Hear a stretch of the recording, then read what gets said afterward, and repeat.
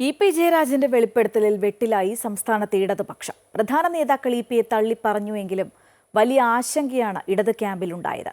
വെളിപ്പെടുത്തൽ വോട്ടർമാരെ എങ്ങനെ സ്വാധീനിച്ചു എന്ന് കണ്ടുതന്നെ അറിയണം.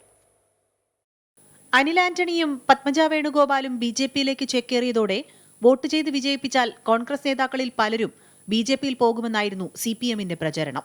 എന്നാൽ ആ പ്രചാരണം അവർക്ക് തന്നെ തിരിച്ചടിയാവുന്ന കാഴ്ചയാണ് വോട്ടെടുപ്പ് ദിവസം കണ്ടത്.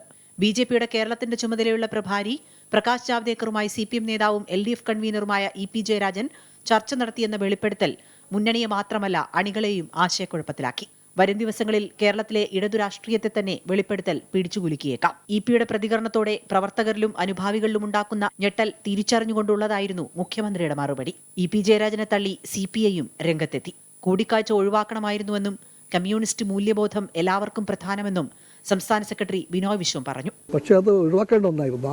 ആ കൂടിക്കാഴ്ചയും അതുമായി ബന്ധപ്പെട്ട എല്ലാ കാര്യങ്ങളും ഒഴിവാക്കേണ്ട ഒന്നായിരുന്നു. തെരഞ്ഞെടുപ്പ് ദിവസം ഇ.പി. ജയരാജൻ നടത്തിയ പ്രസ്താവന അനുചിതമാണെന്നാണ് മുതിർന്ന LDF നേതാക്കളുടെയും വിലയിരുത്തൽ.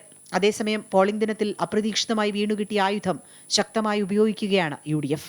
മുഖ്യമന്ത്രിയെ തന്നെ ലക്ഷ്യമിട്ടായിരുന്നു പ്രതിപക്ഷ നേതാവിന്റെ പ്രതികരണം. കൂട്ടുപ്രതിയെ തള്ളിപ്പറഞ്ഞ് ഒന്നാം പ്രതി രക്ഷപ്പെടാൻ ശ്രമിക്കുകയാണ്.